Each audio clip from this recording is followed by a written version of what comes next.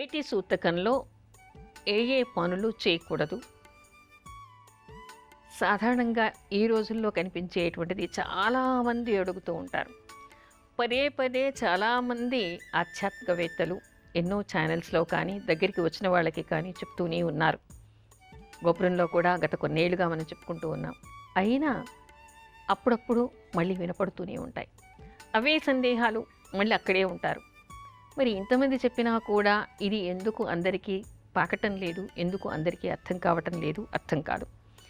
ఏటి సూతకం అనేటువంటిది ఎవరికి ఉంటుంది?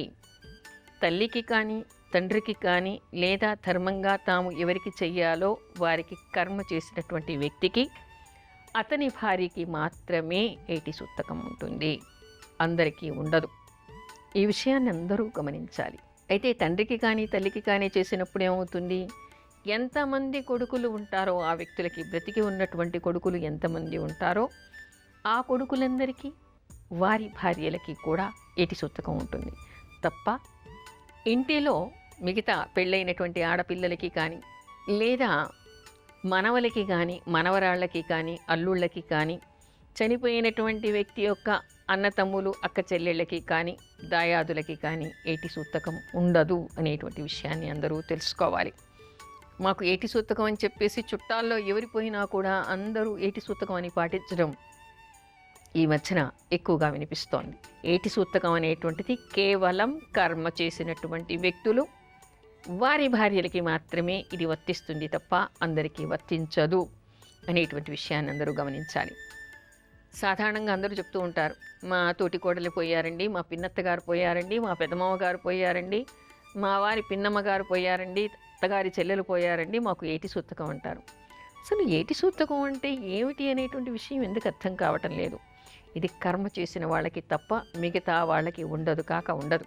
కర్మ చేసిన వారి పిల్లలకి కూడా ఇది ఉండదు అనేటువంటి విషయాన్ని అందరూ తెలుసుకోవాలి. కర్మ చేసినటువంటి వాళ్ళైనా సరే ఏ పనులు చేయాలి, ఏ పనులు చేయకూడదు సర్వసాధారణంగా వినిపించేటువంటి విషయం ఈ మధ్య కాలంలో ఏమిటంటే, ఏటి సూతకం అండి, ఇంట్లో దీపం పెట్టడం లేదు, నైవేద్యం పెట్టడం లేదు, గుడికి వెళ్ళటం లేదు, పూజలు మానేసాం, జపాలు మానేసాం, పారాయణలు మానేసాం. అంతకుముందు లలిత సహస్రనామం చేసుకునేవాళ్ళం, విష్ణు సహస్రనామం చేసుకునేవాళ్ళం, అన్నీ మానేసామండి. కొబ్బరికాయ కొట్టడం లేదండి, దేవుడికి పూలు కూడా పెట్టడం లేదండి, ఇంట్లో దీపారాధన చేయకూడదు, మా ఇంట్లో పండగలు చేయకూడదు.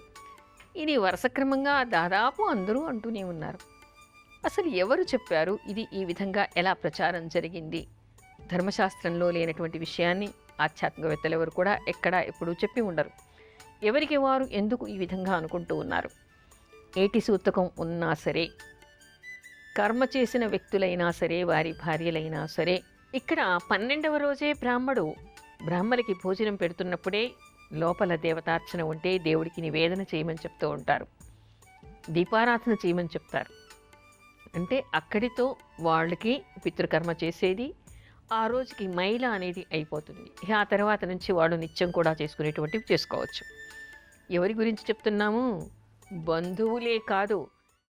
అమ్మా, అలాంటి వాళ్ళది నిజమైన ప్రేమ కాదు, అది వ్యామోహం. ఎగ్జాక్ట్లీ చిన్నత్త, నిజంగా ప్రేమించుకున్న వాళ్ళు అలా చేయరు. ఎంత మనసు విరిగిపోతే కన్న కూతుర్ని పట్టుకొని మా దృష్టిలో చచ్చిపోయా ఉంటుందా తల్లి? అది సరే అమ్మా, తన కూతురుతో తన మాట అనేటప్పుడు ఆమె మాటల్లో వ్యథ, కళ్ళల్లో బాధ గమనించావమ్మా? పెద్దబాబుకు బర్త్డే విషెస్ చెప్పు కూడా వెళ్ళాం కదా. ఊరికే ఎలా కాలిపోతుంది? మంట పెడితేనో పడితేనో తగలబడుతుంది.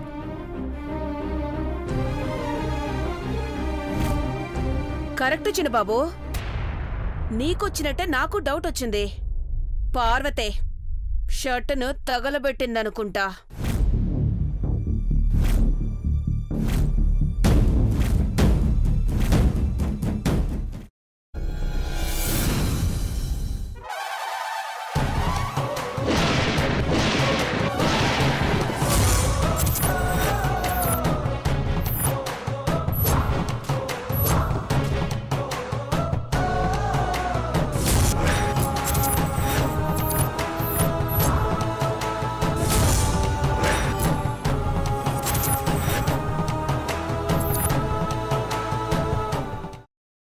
తర్వాత పొట్టు తీసేసి చాప్ చేసి పక్కన పెట్టుకోవాలి.